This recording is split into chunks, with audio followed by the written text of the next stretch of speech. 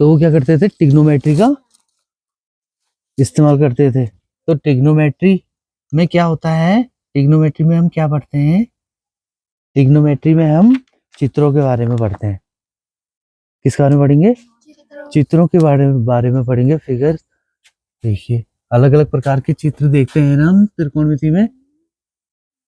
ये ट्रायंगल है ना, इसको त्रिभुज बोलते हैं। जिसकी 3 भुजाएं होती हैं वो क्या होता है, ट्रायंगल यानी त्रिभुज होता है ना।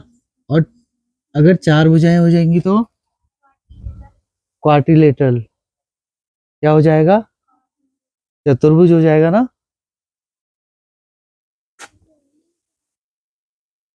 अब ऐसे ही अगर हम यहाँ से कसार के लिए बात कर रहे थे ना, तो कसार की भी दूरी निकालनी है तो हमें क्या चाहिए, एक इमेजिनरी, यहाँ से हमें कसार की दूरी निकालनी है। तो ये कसार वाला पहाड़ है हमारा, है ना, कसार वाला पहाड़ है और हम यहाँ कहीं दूर है।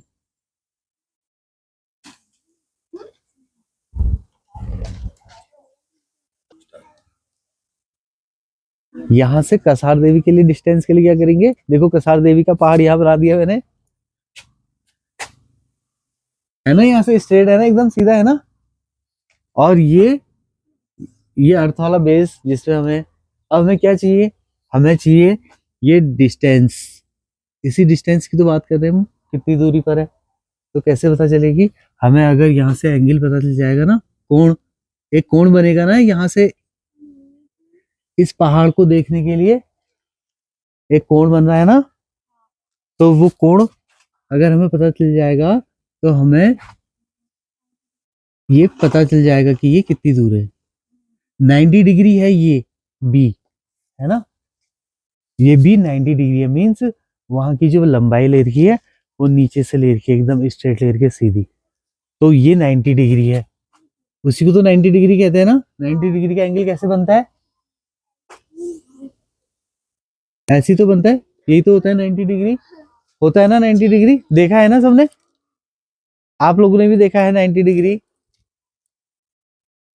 देखा है ना, कैसा होता है, ऐसे ही तो होता है। ये 90 डिग्री, ये भी 90 डिग्री, और दिखाते हैं ऐसे 90 डिग्री दिखाते हैं ना। तो अगर हमें एंगल पता चल जाएगा तो हम यहाँ सी जहां पर को हम है, यहाँ से हम कसार देवी की डिस्टेंस निकाल सकते हैं। कैसे निकालते हैं, ये डिस्टेंस निकालने के लिए हमें चाहिए होती है पाइथागोरस प्रमेय। पाइथागोरस प्रमेय किस किसने सुना है पहले नाम,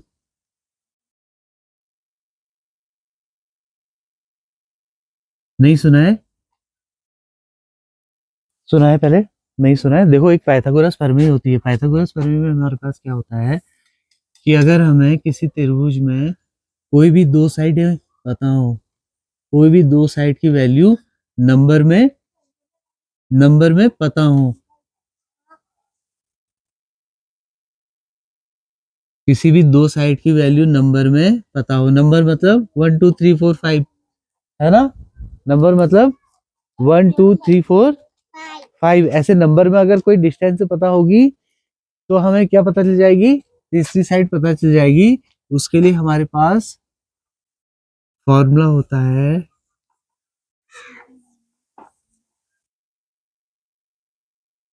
कर्ण का वर्ग बराबर लंब का वर्ग धन आधार का वर्ग। मैं शॉर्ट में लिख दे रहा हूं, हाँ, लंब का वर्ग धन आधार का वर्ग, शॉर्ट में लंब धन आधार का वर्ग। ये कर्ण हाइपोटेनियस, हाइपोटेनियस परपेंडिकुलर,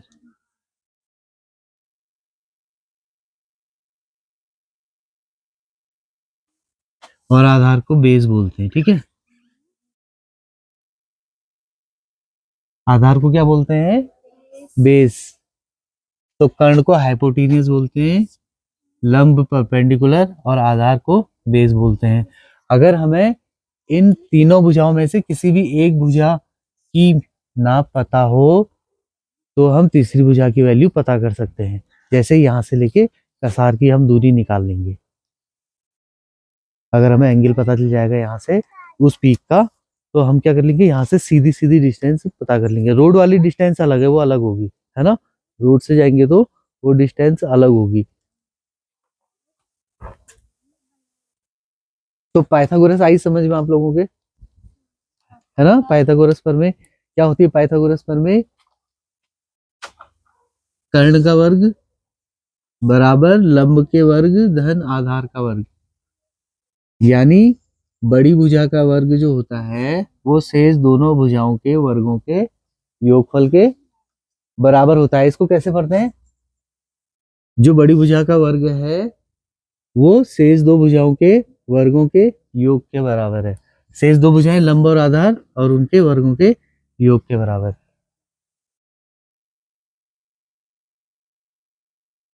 आ रहा है? आपको नहीं आ रहा है? आ रहा है। बैठो, फिर बैठो, बैठ के कर लो। हाँ, कहीं से भी देख लो, जहाँ कहाँ बैठने का मन कर रहा है बैठ जाओ।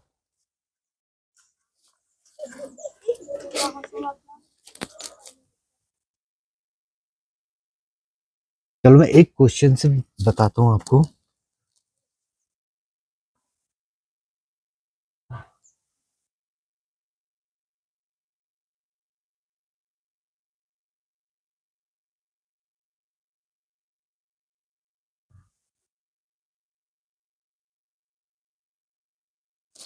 देखिए क्वेश्चन नंबर मेरे पास है,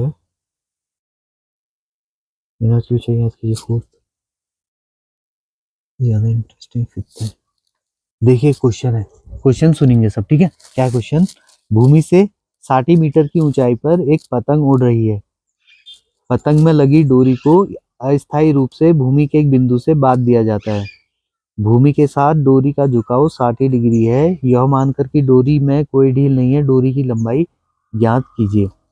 मतलब क्या हो रहा है? देखिए, मतलब ये हो रहा है, यहाँ से कोई पतंग उड़ा रहा है, ठीक है, आसमान में उड़ा रहा है पतंग, और यहाँ से एक एंगल बन रहा है जहां पर पतंग पहुंची है।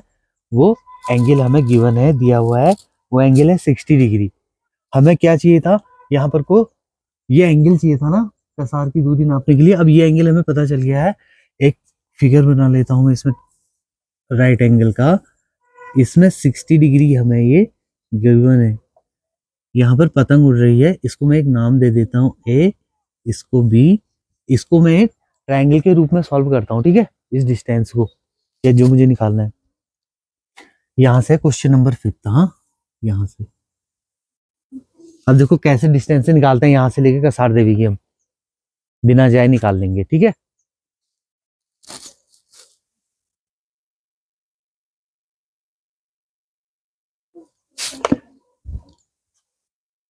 और पतंग को अगर हम नाप रहे हैं, जहां पर पतंग पहुंची है वो जमीन से कितना है, वो हमें डिस्टेंस से पता चल गई है, वो है 60 मीटर। इसमें क्वेश्चन में ही दिया है कि 60 मीटर की ऊंचाई पे पतंग उड़ रही है। अब हमें इसमें फाइंड क्या करना है? डोरी की लंबाई। इसी डोरी से तो बधी है ना ये, मीन्स यहाँ से पतंग उड़ रही है, तो हमें ये दूरी निकालनी है, यहाँ से लेके पतंग जहां तक का उड़ी है, वो डोरी की लंबाई कितनी होगी, ये हम निकालेंगे।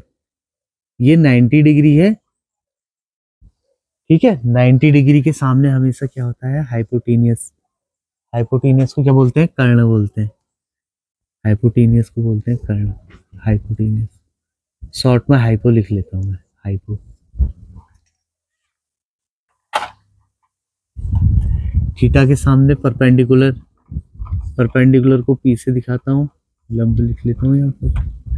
और शेष जो मेरे पास साइड रह जाएगी, शेष जो भुजा हो जाएगी, वो हो जाएगी आधार यानी बेस, हो जाएगी आधार यानी बेस। ये वाली भुजा, ये वाली भुजा।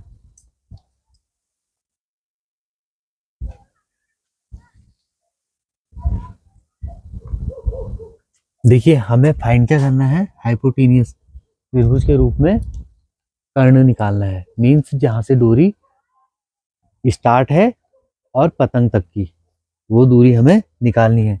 ए से सी की दूरी भी निकालनी है। कहाँ पर है? पतंग यहाँ पहुंची है और हम यहाँ पर हैं, ये वाली दूरी हमें निकालनी है, मीन्स यहाँ से लेके कसार देवी की दूरी सीधी सीधी। तो हमारे पास एक रिलेशन है, क्या है रिलेशन,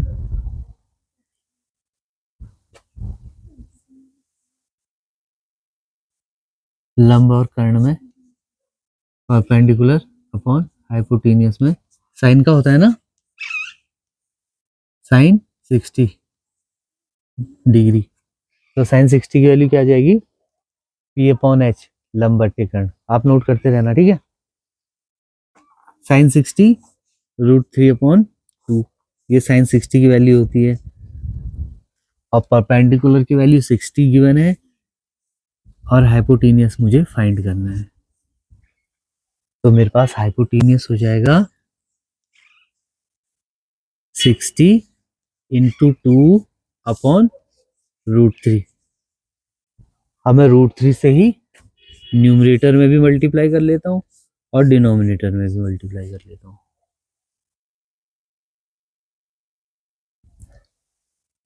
मैथ्स में ऐसे तो सॉल्व करते हैं हम, है ना। √3 से मल्टीप्लाई कर लिया न्यूमरेटर में भी, डिनोमिनेटर में भी, अंश में भी, हर में भी। मल्टीप्लाई करके क्या आ गया मेरे पास, 60 इंटू 2 इंटू √3, ये तो न्यूमरेटर में आएगा, और डिनोमिनेटर में 3, √3 इंटू 3, √3 इंटू √3 3, 20 टाइम्स कैंसिल, और 2 2 जा 4, √3 40 √3, ये वैल्यू आ गई हमारी, ये डिस्टेंस जो हमें फाइंड करनी थी। इतना ही करना था इस क्वेश्चन में, ये डिस्टेंस पता चल गई 40 √3 मीटर में है,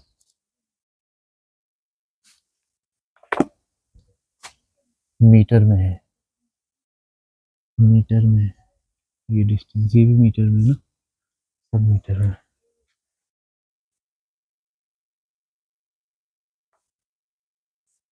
ये वाला क्वेश्चन थोड़ा ही आया होगा ना समझ में। नेक्स्ट क्वेश्चन देखते हैं, देखो उसमें वो कैसा है। तो ये वाला क्वेश्चन कर लिया नोट, जिसने जितना नोट करना था कर लिया ना, ठीक है, आराम से करो, आराम से करो।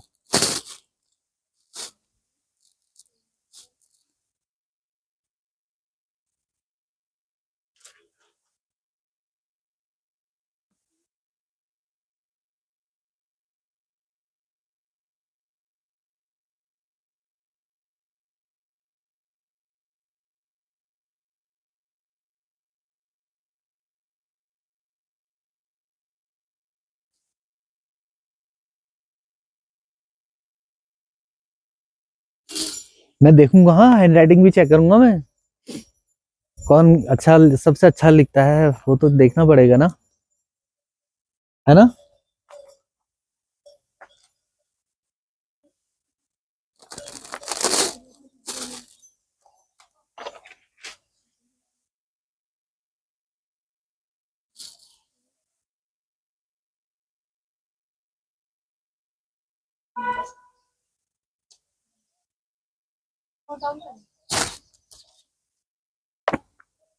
आंसर जल्दी समझ जाओगे अगर क्वेश्चन समझ जाएंगे तो, ठीक है। तो हमें क्वेश्चन समझना है कि क्वेश्चन में हमसे पूछ क्या रहे हैं। देखो क्वेश्चन नंबर 6 है हमारे पास, इस क्वेश्चन नंबर 6 में, क्वेश्चन नंबर 6 में क्या आपका हो गया, कर लो कर लो। आपको कहाँ बैठना है, हाँ बैठ जाओ बैठ जाओ, जिसको छाया में बैठना हो छाया में बैठ जाओ, बैठ जाओ बैठ जाओ बैठ जाओ, जो धूप में बैठना चाह रहे धूप में बैठ जाओ, हाँ छाया में बैठना चाह रहे छाया में बैठ जाओ।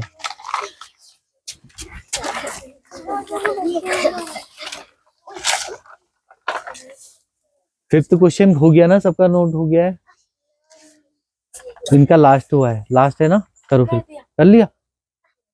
चलो क्वेश्चन नंबर 6 में क्या करना है, देखो क्वेश्चन नंबर 6 में एक लड़का है, लड़के की जो हाइट है 1.5 मीटर है, ठीक है, और एक मकान है, यहाँ पर मान लेते हैं एक मकान है वो मकान से कुछ डिस्टेंस में है, वो डिस्टेंस है, ये तो मकान की हाइट है 30 मीटर, और ये लड़का क्या कर रहा है, अपने घर की ओर जा रहा है, मीन्स इस मकान की ओर जा रहा है। तो यहाँ से एक एंगल बन रहा है, ये एंगल बन रहा है यहाँ पे।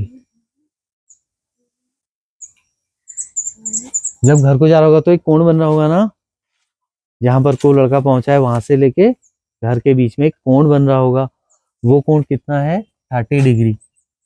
वो कोण कितना है, 30 डिग्री है। ठीक है, ये मकान है, इसमें मेंशन कर देता हूँ मैं, मकान है, हाउस। मकान मतलब हाउस, ये हाउस की हाइट है 30 मीटर। और जब मकान की ओर जाते जा रहा है तो क्या एंगल बढ़ते जा रहा है, और बढ़ते बढ़ते 60 डिग्री हो जा रहा है। बढ़ते बढ़ते कितना डिग्री हो जा रहा है, अब जितना नजदीक पहुंचेगा उतना एंगल बढ़ते जाएगा ना, और ऊपर को देखना पड़ेगा। और जब गेट पे पहुंच जाएगा तो एकदम 90 डिग्री हो जाएगा। तो जितना आगे को बढ़ते जा रहा है तो एंगल बढ़ते जा रहा है। मैं इसे एक नाम दे देता हूँ, ए, बी और सी, और इसको भी दे देता हूँ एक नाम, एक पॉइंट ये भी है तो डी। ये लड़का पॉइंट सी से पॉइंट डी तक चला है, और हमें यही डिस्टेंस बतानी है कि ये डिस्टेंस कितनी है, कि जब एंगल 30 डिग्री से 60 डिग्री हो गया तो कितनी डिस्टेंस वो लड़का चला, कितनी डिस्टेंस चला, भवन की ओर कितनी दूर चला। वो भवन की ओर कितनी दूर चला, यहाँ से यहाँ तक, इस पॉइंट सी से पॉइंट डी तक का चला, है ना, चला ना सी से डी तक का, है ना, सी से डी तक चला। तो सी से डी तक की डिस्टेंस निकालेंगे, यहाँ से सी से डी तक की। तो सी से डी तक की डिस्टेंस निकालने के लिए हमें क्या चाहिए, हमें एक साइड की लेंथ तो गिवन है, ये कितनी है, कंप्लीट 30 मीटर है, और 1.5 मीटर ये लड़के की है। ये लेंथ निकलेगी मेरी कैसे, एक पॉइंट ये भी है, इसको मैंने बी नाम दिया है। इस ए बी की लेंथ निकलेगी, ए बी मीन्स, अगर मकान ये मकान है और ये मेरी लेंथ है, मीन्स ये वाले पोर्शन की अगर लेंथ निकालनी है तो क्या करना पड़ेगा, इस पूरी लंबाई में से मेरी हाइट सब्ट्रैक्ट करेंगे ना, तब ये वाली ऊपर वाली हाइट आ जाएगी ना। तो ये ऊपर वाली हाइट सब्ट्रैक्ट कर देंगे, ये मकान की कंप्लीट हाइट होगी, और ये 1.5 मीटर। यूनिट भी लिखेंगे, ठीक है, 1.5 मीटर। तो ए बी की जो डिस्टेंस है, जो लेंथ है, वो कितनी आ जाएगी, 30 में से 1.5 माइनस करके कितना आएगा, 30 से 1.5 माइनस करके आ रहा है, 30 में से 1.5 माइनस करना है, कितना आएगा, बताओ जल्दी बताओ,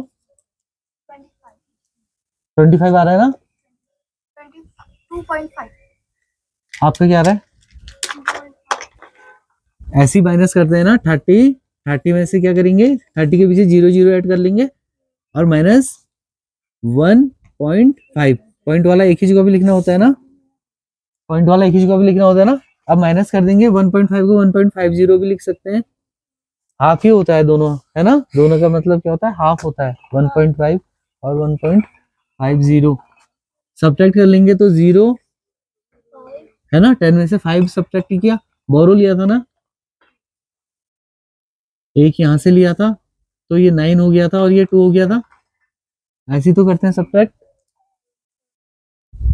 तो 10 में से 5 माइनस करके 5, और 9 में से 1 माइनस करके 8, 2 एज इट इज, ऐसे कैसे आएगा, 28.50 कितना आ रहा है, 28.50 आ रहा है ना सबका, तो क्या आ जाएगा 28.50, मीन्स जो ए बी की डिस्टेंस है ये है 28.50 मीटर, यहाँ से यहाँ तक ये कितनी होगी 28.50।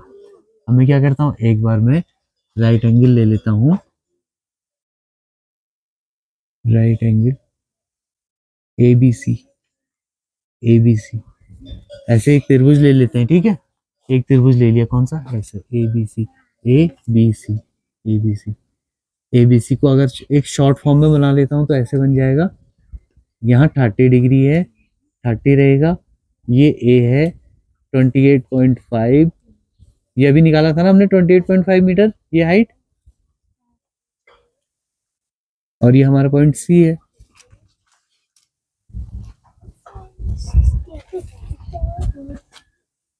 यहाँ पॉइंट बी है,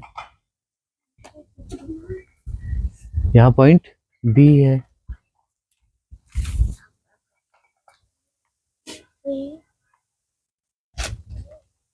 मुझे क्या निकालना है इसमें, बीसी, है ना, मीन्स लड़के से घर की दूरी, बीसी। बीसी क्या है, ये 90 परपेंडिकुलर हाइपोटेनियस, यहाँ परपेंडिकुलर ना, थीटा के सामने परपेंडिकुलर, और ये बेस, जो साइड बच जाएगी वो बेस हो जाएगी। तो perpendicular upon base, perpendicular upon base क्या होता है, tan theta. Perpendicular upon base क्या होता है, टेन थीटा, और थीटा की value 30 degree. Perpendicular upon base, base यानी स्मॉल बी कर देता हूँ इसे, स्मॉल बी। और टेन 30 की वैल्यू कितनी होती है, 1/√3। कितनी होती है टेन 30 की value, 1/√3 equals to 28.5, 28.5 upon B. Cross multiply कर लेंगे, ऐसे ही कर देना क्रॉस मल्टीप्लाई, ऐसे ही कर देना क्रॉस मल्टीप्लाई, है ना। तो बी की 1 से मल्टीप्लाई करके बी आएगा, बी की 1 से मल्टीप्लाई करके क्या आएगा, बी आएगा, इक्वल्स टू 28.5√3 मीटर में गिवन है ना, तो यूनिट के साथ लिख लेंगे 28.5√3 मीटर, यूनिट के साथ आ जाएगा। मीन से मेरे पास बीसी की वैल्यू आ गई ना, ये बीसी, स्मॉल बी, ये स्मॉल बी है, स्मॉल बी की वैल्यू आ गई 28.5। एक ही रेस ऐसा करना पड़ेगा।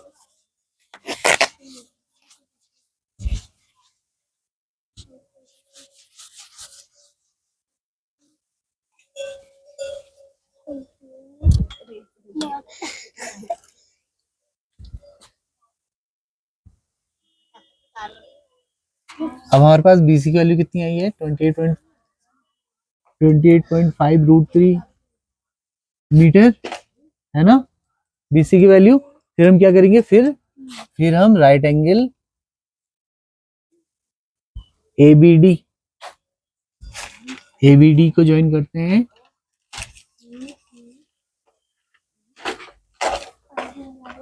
एबीडी अगर अलग से बनाएंगे तो एबीडी कैसे बन जाएगा, ऐसे बन जाएगा।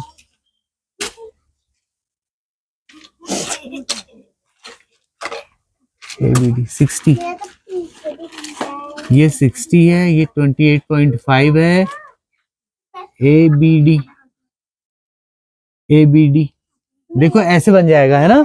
अगर हम ये वाला ट्रायंगल बनाएंगे, कैसे बनाएंगे, इस वाले को छोड़ देंगे तो 30 डिग्री को, अब ये वाला ले लिया हमने ए बी डी, ठीक है, ए बी डी, ये वाला ट्रायंगल ले लिया। इसमें एंगल कितना है, 60 डिग्री और 28.5, इसमें भी 10 अप्लाई कर लेंगे। ये थीटा है तो यहाँ परपेंडिकुलर हो जाएगा, ये 90 के सामने हाइपोटेनियस हो जाएगा, और ये साइड जो बचेगी वो बेस हो जाएगा, ठीक है। साइडें कैसे पता चलती है त्रिभुज में, कौन सी साइड लंब है, कौन सी हाइपोटेनियस है, कौन सी परपेंडिकुलर है, कौन सी बेस है, कैसे पता चलता है,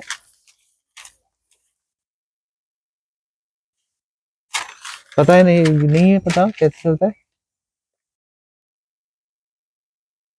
बताओ।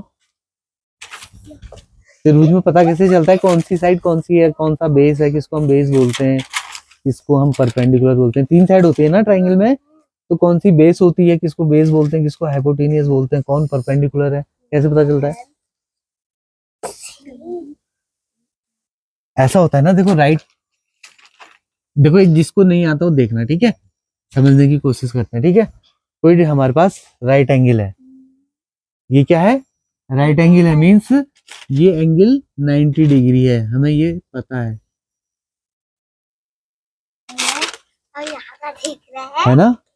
जैसे मैं यहाँ पर खड़ा हूँ तो यहाँ से स्ट्रेट ये कितना होगा, 90 डिग्री, है ना। सीधे स्ट्रेट ये कितना होगा, 90 डिग्री। अगर मुझे सिर्फ ये 90 डिग्री पता है और मैं कोई पोजीशन लेता हूँ, जैसे कोई पोजीशन मैंने डिसाइड कर ली, कसार देवी, हाँ कसार देवी अगर हमने डिसाइड कर ली, तो ये कसार देवी का पीक मान लिया, ये कसार देवी से वो जमीन की ये लंबाई मान ली, तो ये 90 डिग्री हो गया। ये 90 डिग्री, जब भी ये 90 डिग्री होता है तो 90 डिग्री के सामने हमेशा हाइपोटेनियस होती है।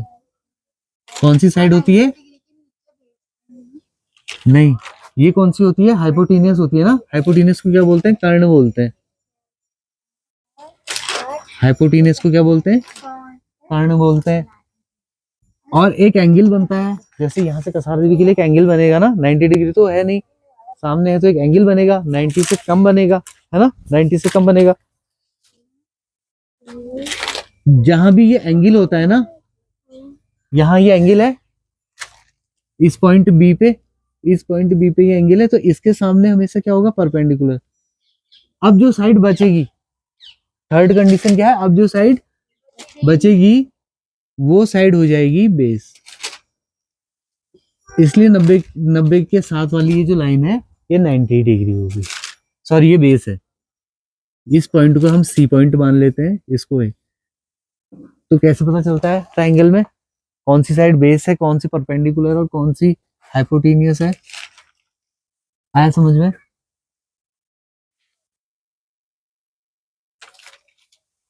जब आप लोग ट्रायंगल करोगे तो आपको रिवीजन करोगे और अच्छे से आ जाएगा। यहां हम अप्लाई करते हैं 1060, 1060 इक्वल्स टू परपेंडिकुलर, ये परपेंडिकुलर है, perpendicular upon base dB, dB को मैं स्मॉल डी से मान लेता हूँ ये डिस्टेंस। 1060 की वैल्यू कितनी होती है, 1060 की वैल्यू होती है हमारे पास √3 equals to 28.5 upon D. D की वैल्यू आ जाएगी मेरे पास 28.5 अपॉन √3 मीटर, मीटर, ठीक है। अब मुझे फाइंड कौन सी वैल्यू करनी है, एग्जैक्टली मुझे 30 डिग्री कोण बनना था, वहां से बताना है 60 डिग्री कोण बनने तक का जो डिस्टेंस चली है वो डिस्टेंस बतानी, मीन्स सी से डी तक की डिस्टेंस। तो सी डी इक्वल्स टू, जो सी डी की डिस्टेंस है वो क्या हो जाएगी, सी बी की डिस्टेंस में से हम अगर डी बी को सब्ट्रैक्ट कर देंगे तो हमें सी डी मिल जाएगा, मीन्स सी से डी तक की डिस्टेंस मिल जाएगी। तो सी से डी तक की जो डिस्टेंस है वो हो जाएगी हमारे पास, सी बी की वैल्यू आई है 28.5, 28.5 √3, ये सी डी फाइंड करने के लिए सी बी की वैल्यू माइनस डी बी की वैल्यू है 28.5 अपॉन √3। देखो क्रॉस मल्टीप्लाई करेंगे, यहां से क्या करेंगे, क्रॉस मल्टीप्लाई, ऐसे करते हैं क्रॉस मल्टीप्लाई, है ना।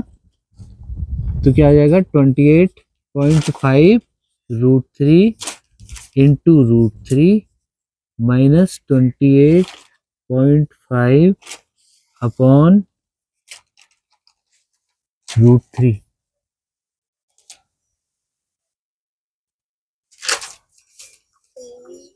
देखिए 28.5 तो कॉमन है, 28.5 कॉमन है, और क्या रहेगा √3 -1, √3 -1 और होल अपॉन क्या हो जाएगा √3 मीटर। तो ये डिस्टेंस आ जाएगी, सी से लेके डी तक पहुंचने में इतनी डिस्टेंस चली है। आया समझ में। चलो 7th क्वेश्चन ट्राई करें। चलिए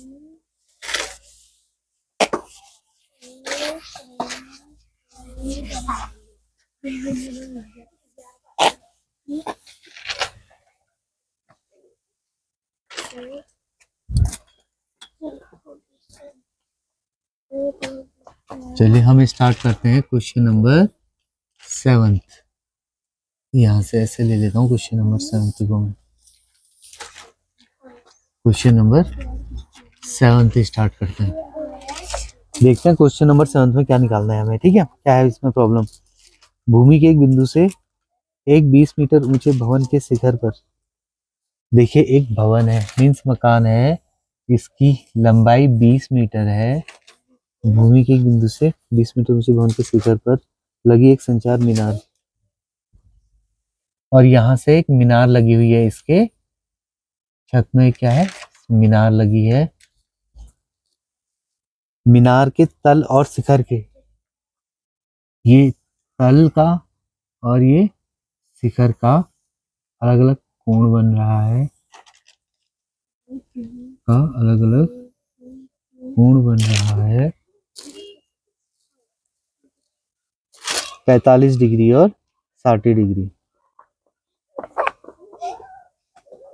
तो यहाँ होगा 60 डिग्री, बड़ा कोण, बड़ा है ना, और यहाँ होगा कौन सा एंगल, 45 है ना। 45 का डबल कर देंगे तो क्या हो जाएगा, 90। कैसे हो जाएगा, ऐसे ऐसे हो जाएगा ना, हो जाएगा ना ऐसे। 90 कैसे हो जाएगा, ऐसे स्ट्रेट। तो हमें क्या फाइंड करना है इसमें, हमें फाइंड करना है मीनार की ऊंचाई। हमें देखो, हमें ये वाली ऊंचाई निकालनी है, कौन सी, ए बी सी डी, ये हमने नाम दे दिया, और हमें निकालना है इसमें ए बी, मीनार की ऊंचाई। हम इसमें क्या फाइंड करेंगे, किसी छत के ऊपर कोई चीज रखी है, उसकी हमें ऊंचाई निकालनी है। किसी छत के ऊपर क्या रखी है, मकान की छत पे क्या रखी है, कोई टैंकी सपोज कर लो, है ना, कोई मूर्ति सपोज कर लो, कुछ भी रखी है, उसकी हमें ऊंचाई निकालनी है। उस मूर्ति की या उस टैंकी की ऊंचाई कितनी होगी। जैसे इस वाले में ही, इस वाली बिल्डिंग में है ना, टैंकी रखी हुई है ना, तो हमें टैंकी की बतानी है, हाँ ब्लैक वाली, उसकी बतानी कि वो टैंकी की हाइट कितनी है।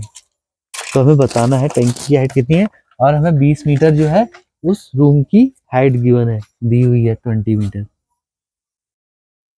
20 मीटर। देखो हम क्या करते हैं, ये थीटा है, थीटा के सामने हमेशा परपेंडिकुलर होता है, तो ये हाइट तो हो जाएगी परपेंडिकुलर, और 90 ये है, तो 90 के सामने ये क्या होती है, ये हाइपोटेनियस।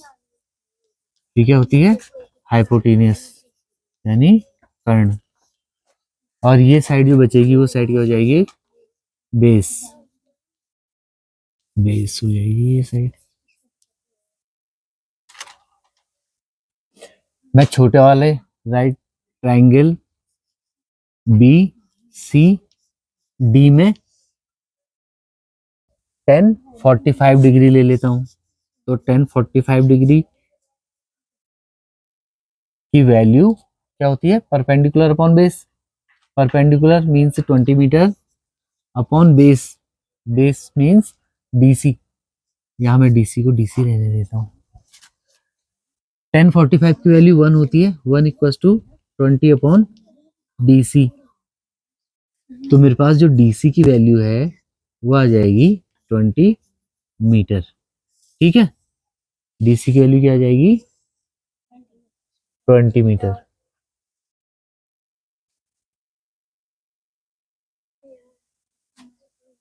अब मैं फिर एडीसी को फिर से लेता हूं, ए डी सी, एडीसी में क्या करता हूँ, 60 अप्लाई करता हूँ। तो 1060 क्यों लिया, क्योंकि मुझे परपेंडिकुलर और बेस में रिलेशन चाहिए। तो perpendicular means AC upon BC, AC upon DC, AC upon DC. 1060 की value √3, equals to AC, AC को ब्रेक कर लेते हैं, देखिए AC AB प्लस BC में, AB plus BC, AB plus BC में ब्रेक कर लिया, मिलके बनाएंगे ना AC डिस्टेंस। और DC, DC की वैल्यू अभी आई है हमारे पास 20 मीटर, DC की वैल्यू आई है 20 मीटर। क्रॉस मल्टीप्लाई कर लेते हैं, cross multiply means AB plus BC की जो वैल्यू आएगी 20√3 मीटर। कौन ज्यादा लिख पाता है? हाँ हाँ, विनर तो वही माना जाएगा फिर जो ज्यादा लिखेगा। अब BC की वैल्यू कितनी है? 20 मीटर है ना, तो AB प्लस BC की वैल्यू 20 इक्वल्स टू 20√3 माइनस 20।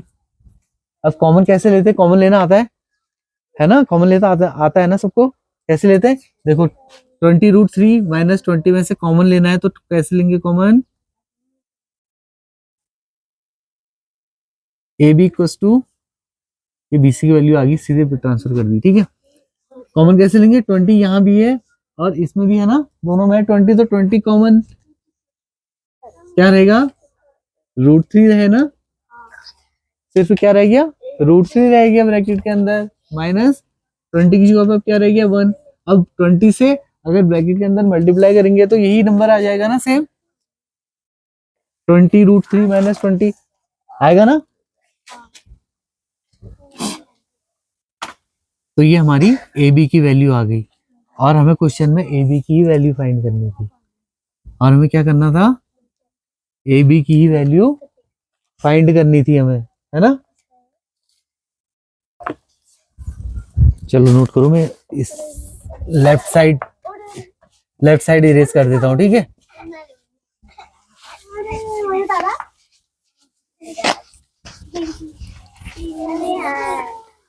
थोड़ा थोड़ा आ रहा है ना समझ में?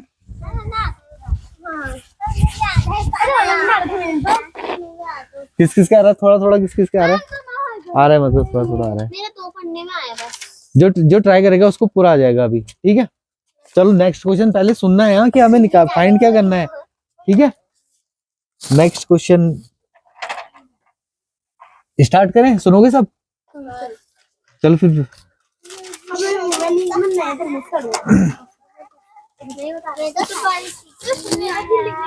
देखो, एक पेंडेस्टन है, इस पेंडेस्टन के शिखर पर एक मूर्ति लगी हुई है। ये मूर्ति है, मूर्ति पेंडेस्टन के शिखर पर एक मूर्ति लगी हुई है और मूर्ति की ऊंचाई 1.6 मीटर है। इस मूर्ति की ऊंचाई 1.6 मीटर है। भूमि के एक बिंदु से मूर्ति के शिखर का उन्नयन कोण 60 डिग्री है और उस बिंदु से पेंडेस्टन के शिखर का उन्नयन कोण 45 डिग्री है। मूर्ति के शिखर का, देखिए मूर्ति के शिखर का उन्नयन कोण ऐसे बनाते हैं। मूर्ति के शिखर का उन्नयन कोण 60 डिग्री। मूर्ति के शिखर का उन्नयन कोण कितना है? 60 डिग्री है और उसी बिंदु से पेंडेस्टन के शिखर का उन्नयन कोण 45 डिग्री है।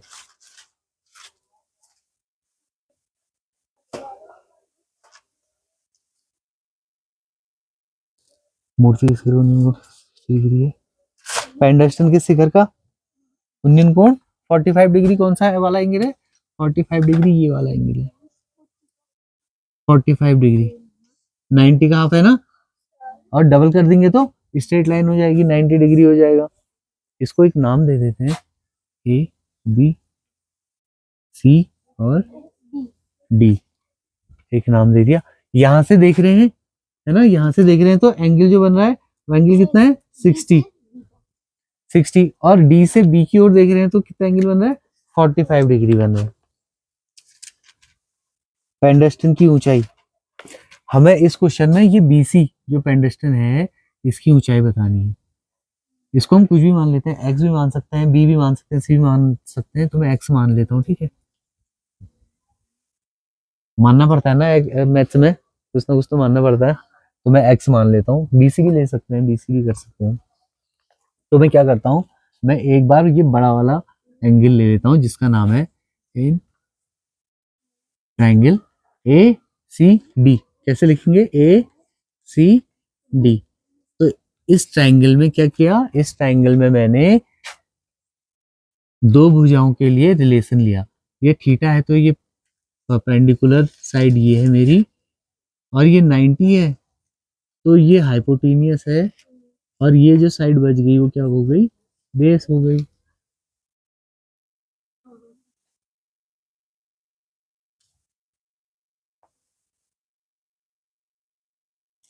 तो मैं क्या ले लेता हूँ, परपेंडिकुलर अपॉन बेस ले लूं, perpendicular upon base. Perpendicular means A C upon base, small भी करना पड़ेगा, ए सी अपॉन बी। और ए सी अपॉन बी किसमें होता है रिलेशन, 10 में, 10 होता है ना परपेंडिकुलर अपॉन बेस, तो 10 60, 10 60 की वैल्यू √3 इक्वल्स टू ए सी कितना है 1.6 प्लस एक्स। कैसे है 1.6 प्लस एक्स, ये वाली डिस्टेंस 1.6 और यहाँ से यहाँ तक एक्स, तो दोनों का सम कर दिया तो कंप्लीट डिस्टेंस आ गई। पूरी डिस्टेंस कितनी हो गई, 1.6 प्लस एक्स हो गई, और whole upon B, whole upon B. इसको इक्वेशन 1 नाम दे देता हूँ, ठीक है। अब एक ट्राइंगल और है मेरे पास, इसको सॉल्व करता हूँ, डी बी सी डी। कौन सा, B C D, B C D है ना, ये राइट एंगल बन गया। तो बी सी डी, मैं बी सी डी में भी क्या करता हूँ, 10 ही अप्लाई करता हूँ, मीन्स 1045, 1045 इक्वल्स टू 10 थीटा क्या हो जाएगा, perpendicular upon base, same side रहेंगी ना, परपेंडिकुलर यही रहेगी और बेस यही रहेगा, तो परपेंडिकुलर बी सी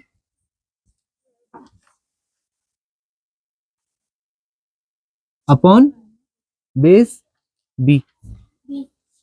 1045 की वैल्यू 1 होती है, 1045 डिग्री की वैल्यू कितनी होती है, 1 होती है। 1 इक्वल्स टू बी सी, मैंने एक्स लिया है ना, बी सी को क्या लिया है, एक्स लिया है, अपॉन बी। इसे क्रॉस मल्टीप्लाई करेंगे तो क्या रिलेशन आ जाएगा, रिलेशन आ जाएगा एक्स और बी में कि एक्स और बी दोनों इक्वल हैं। आगे ना इक्वल, सॉल्व किया हमने, क्रॉस मल्टीप्लाई किया, इक्वल आ गए, एक्स इक्वल टू बी आ गया। तो मैं ये वैल्यू यहाँ पुट कर देता हूँ 1 में। तो वैल्यू कैसे पुट करते हैं, वैल्यू ऐसे पुट करते हैं कि हम लिखेंगे x equal to B, put x equals to B in equation 1, यानी समीकरण 1 में x की जगह पे हम b वैल्यू रख रहे हैं, तो b वैल्यू रख देते हैं इसमें। तो √3 इजिकल टू 1.6 प्लस, या तो x में ले आते हैं या फिर दोनों को b में ले आते हैं, क्योंकि दोनों इक्वल है ना। तो मैं क्या करता हूँ, मैं x को x ही रहने दो, ठीक है, x को x ही रहने देता हूँ, b को x कर लेता हूँ, फिर ये भी x हो जाएगा।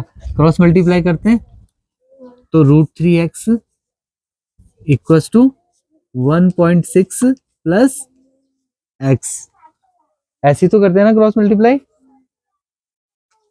तो √3x एज इट इज, और जब ट्रांसफर करते हैं तो साइन चेंज हो जाता है, प्लस x है तो क्या हो जाएगा, -x equals to 1.6।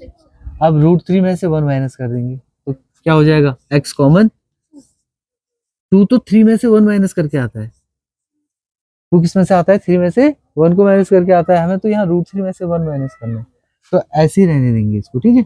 √3 - 1 equals to 1.6, तो x की वैल्यू आ जाएगी हमारी, क्या आ जाएगी x की वैल्यू 1.6 अपॉन √3 - 1, मल्टीप्लाई में डिवाइड में आ जाएगा ना, ट्रांसफर होगा तो क्या होगा, साइन चेंज नहीं होगा, डिवाइड में आ जाएगा, है ना। साइन चेंज नहीं होगा, डिवाइड में आएगा। क्यों? क्योंकि यहाँ मल्टीप्लाई में है, एक्स के साथ मल्टीप्लाई में ट्रांसफर होगा तो यहाँ आएगा तो डिवाइड में आ जाएगा। तो एक्स की वैल्यू आ गई 1.6 अपॉन रूट 3 माइनस 1। ठीक है, अब इसको क्या करेंगे, इसका परिमीकरण कर लेते हैं। कैसे करते हैं? रूट 3 प्लस 1 से मल्टीप्लाई और रूट 3 माइनस 1 से ही डिवाइड भी। रूट 3 प्लस 1 से डिवाइड भी, ये रूट 3 है, रूट 3 सेम नंबर से ही है ना, कोई फर्क नहीं पड़ेगा ना। अगर सेम से ही मल्टीप्लाई भी करेंगे डिवाइड भी करेंगे तो कोई डिफरेंस नहीं आएगा, दोनों सेम आ गए। मल्टीप्लाई करते हैं 1.6, क्या आ गया 1.6 आ गया, और 1.6 के साथ रूट 3 प्लस 1 आ गया, रूट 3 प्लस 1 आ गया, और होल अपॉन रूट 3 माइनस 1 और रूट 3 प्लस 1 को मल्टीप्लाई करेंगे। किसको? रूट 3 माइनस 1 को और रूट 3 प्लस 1 को अगर मल्टीप्लाई करेंगे तो कितना आएगा? देखो इसे फॉर्मूले से सॉल्व करते हैं। कौन से फॉर्मूले से? जब ऐसे a minus B into A plus B, जब ऐसी कंडीशन आएगी तो ये फॉर्मूला होता है ना। तो ये फॉर्मूला जब लगाते हैं, अप्लाई करते हैं तो क्या आएगा? a minus B into A plus B क्या होता है? A square minus B square. क्या होता है? A square minus B square. A minus B into A plus B क्या होता है? A square minus B square. ये क्या है? फॉर्मूला है। क्या है? फॉर्मूला है। तो ये याद करना है सभी को। हाँ, A square minus B square equals to A minus B into A plus B. ठीक है, जो थक जाएगा वो रेस्ट कर लेना, वो देख लेना। ठीक है, वो सिर्फ देखना चाहेगा तो देख लेना, अगर लिख के थक रहा है कोई तो कोई बात नहीं। देखो न्यूमरेटर को ऐसी एज इट इज है ना, न्यूमरेटर एज इट इज आएगा। रूट 3 माइनस 1 कर दूं या रूट 3 प्लस 1 करूं? प्लस 1 है ना, अपॉन ए माइनस बी ए प्लस बी, ए स्क्वायर माइनस बी स्क्वायर क्या हो जाएगा? ए स्क्वायर क्या हो जाएगा? रूट 3 का स्क्वायर माइनस क्या हो जाएगा? बी का स्क्वायर, बी मीन्स 1 का स्क्वायर। अब न्यूमरेटर को तो ऐसे ही रहने देते हैं। ठीक है, as it is 1.6 into root 3 plus 1, यही है ना न्यूमरेटर में, और डिनोमिनेटर में रूट 3 का स्क्वायर कितना हो जाएगा? रूट 3 का स्क्वायर कितना होगा, कौन बताएगा? आप बताओ रूट 3 का स्क्वायर कितना होता है? देखो रूट 3 का स्क्वायर ये है रूट 3, और इसका स्क्वायर करना है ना हमें। इसका स्क्वायर करेंगे, कैसे करेंगे इसका स्क्वायर? इसके स्क्वायर का मतलब होता है रूट 3 इंटू रूट 3 होता है ना।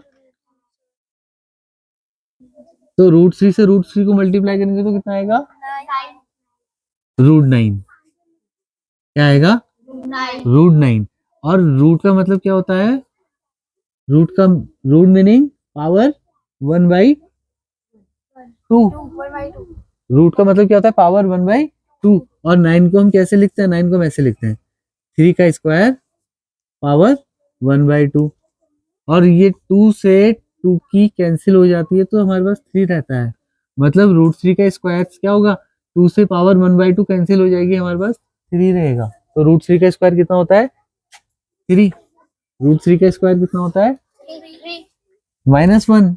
3 -1 कितना होता है? 3 -1 कौन बता रहा है?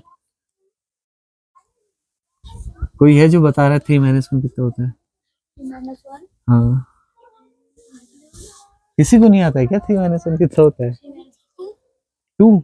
तो 3 -1 कितना आ जाएगा? 2 है ना। तो 2 से कैंसिल कर दूं, 2 8 या 16, 1.6 है तो क्या आ जाएगा? 0.8। तो क्या आ जाएगा हमारे पास सॉल्व करके? 0.8 इंटू रूट 3 प्लस 1, यही तो आएगा ना। तो ये आंसर हो जाएगा हमारा मीटर। ये क्या हो जाएगा? आंसर हो जाएगा। तो परिमेयकरण करना सीखा ना। परिमेयकरण कैसे करते हैं? यहाँ से क्या हमने परिमेयकरण ऐसे क्या, √3 - 1 आया था न्यूमरेटर में, है ना, यहाँ न्यूमरेटर में, फिर नेक्स्ट स्टेप में डिनोमिनेटर में चले गया था। तो √3 - 1 जब डिनोमिनेटर में गया था तो हमने क्या किया, √3 + 1 से न्यूमरेटर में भी मल्टीप्लाई किया और √3 + 1 से डिनोमिनेटर में भी मल्टीप्लाई कर दिया। तो मल्टीप्लाई करके हमारे पास आंसर आ गया 0.8 इंटू √3 + 1। ये कौन सी डिस्टेंस है,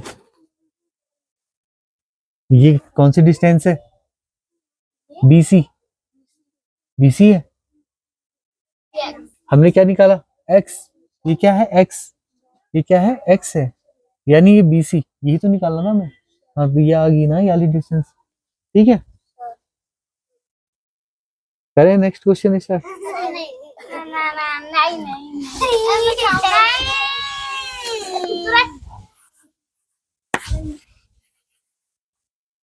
यहाँ तक तो कर लिया होगा, वो वाला कर रहे होगे ना लास्ट पोर्शन।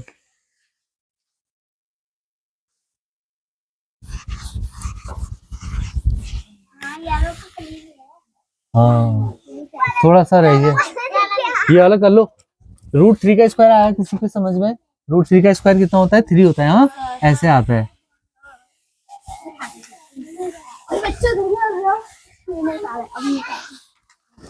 हो गया।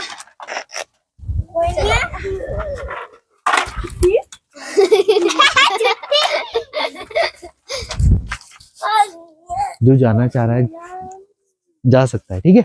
मैं आगे को कंटिन्यू करूंगा, जो बैठना चाह रहा है बैठ सकता है। चलिए अब करते हैं क्या,